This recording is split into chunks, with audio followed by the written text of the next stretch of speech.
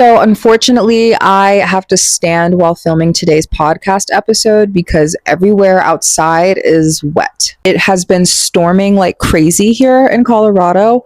But as everybody in Colorado is saying right now, we needed this. But I wanted today to talk about strength during our weak moments, what that kind of looks like, and where the whole thing of always being strong kind of plays in, where that ties in, and things like that. If you are new here, welcome to the Club of Thoughts for Learning and Horrors for Healing. I am your host, The Real Mel B, and this is the Thought Daughter Podcast.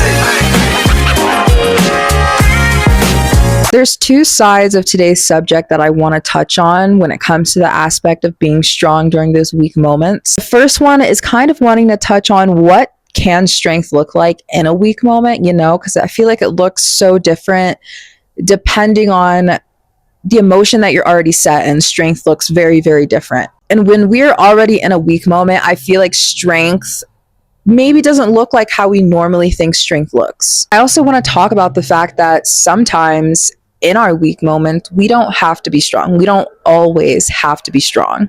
And the second one, I have so much personal experience with that one, but we'll get to that one in a second. Strength in our weak moments, and what does that look like? I feel like we as people always struggle with strength sometimes, but it's especially hard to be strong during really weak moments. During moments where we either don't know how to be strong or we just can't really seem to find the strength. A lot of this stuff can be in situations of grief, situations where we just go through like really hard or stressful times. Sometimes when things seem like they're falling apart all around us and you're heavily frustrated, it's really hard to dig deep within yourself and find the strength for things. But just because it's hard to find the strength doesn't mean you don't have the strength. I feel like a big part of strength during weakness is actively allowing yourself to feel those emotions that you're feeling during that weak moment. You're allowing yourself to cry, you're allowing yourself to be angry, be upset, you're allowing the emotions to flow out of you and pass through as they should. And I feel like sometimes it's important to find the strength there in that little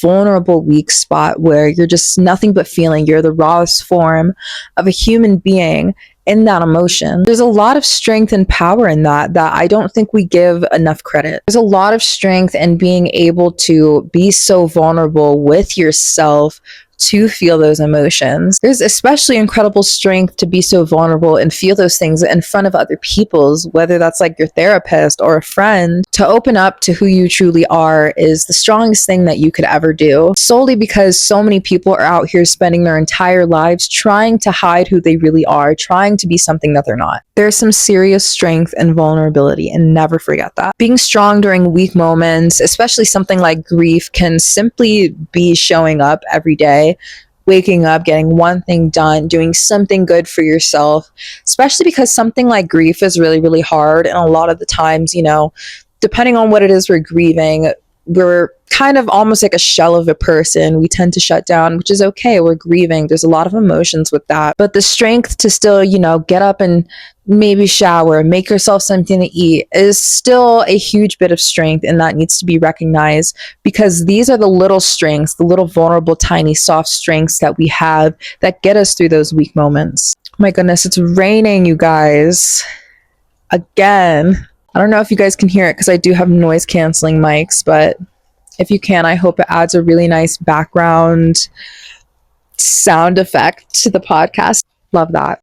Now, the second part of what I wanted to talk about with strength and vulnerability is the aspect of, it's raining really hard, you guys. Hold up. I'm back and I'm quite literally squatting underneath the dry part of my patio because it's starting to rain super, super hard, and it was getting all over my microphone. Like I was saying, the second part of strength and vulnerability that I wanted to talk about was something that I see a lot of people struggle with, but I know that I've struggled with a lot personally. And that is the need to not always have to be strong. I feel like this resonates with a lot of people, but I know this especially resonates with women of color, especially because a lot of this kind of, tough and strong character and personality that I have definitely came from my upbringing. And I 100% do think, it was affected because I am a woman of color.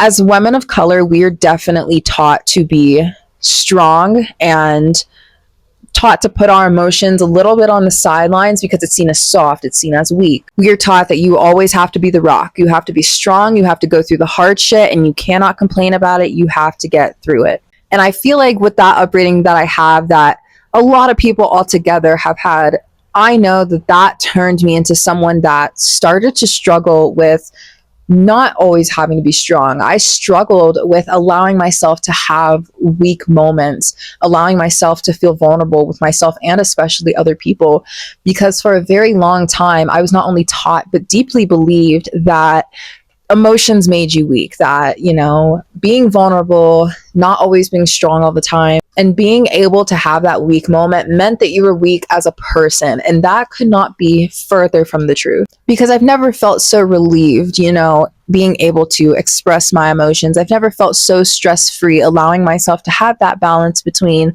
being strong, but knowing when I needed a weak moment, knowing when it's okay to not always have to be on go all the time, on 10. I don't always have to be strong. I'm allowed to feel things. I'm a human at the end of the day, and it does not make me any less strong or weaker to feel things, And that is something that I've just struggled with for so long. I know a lot of my friends have struggled with, and I know a lot of people out there have definitely struggled with that as well. I know that men also struggle with that, with how society teaches them that they are not allowed to feel emotions. People treat, proper healthy male emotions as weak or as gay, or you shouldn't be allowed to feel that way. Why are we telling people in the first place, that they always have to be strong, that they can't ever have weak moments? Having a weak moment is also not the equivalent to giving up in any way, shape, or form. You're not giving up on solving the issue. You're not giving up on figuring out a solution. You are allowing space for very human, very valid, and very real feelings. Something that I say a lot is that with everything, there's balance, right? So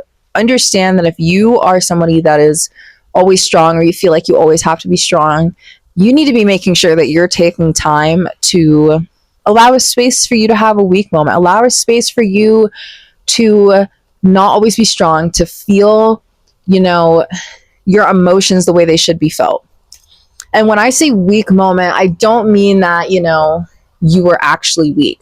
I mean in a moment where you're feeling not strong. You're looking in the mirror and you're like, I just cannot be strong today. I feel weak. I feel like I just need a moment to be. That's what I mean when I say weak moment. You are not weak at all for having moments of not always being the strongest rock. Dude, squatting in my platform slippers right now is like an insanely awful workout on my shins, my ankles, and my fucking calves. I'm also trying to sit at a good angle without like rocking back and forth so you guys can see me. It's raining like crazy.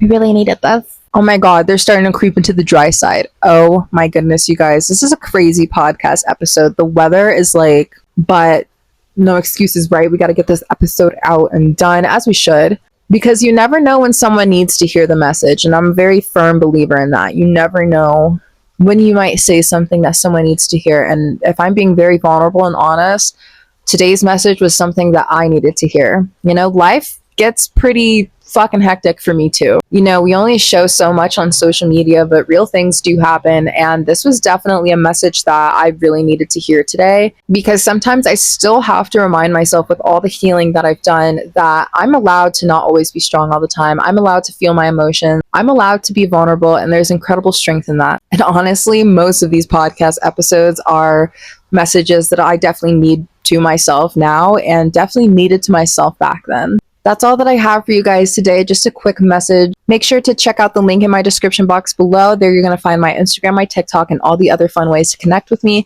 You can find my clothing brand link, as well as the Spotify Thought Daughter podcast. Make sure you guys like, comment, and subscribe here to my YouTube channel, and turn on those post notifications so you get notified the next time I upload a vlog or a podcast episode. I love you guys so much. Stay cunty, make money, and ask lots of questions, and I'll talk to you next time. Bye.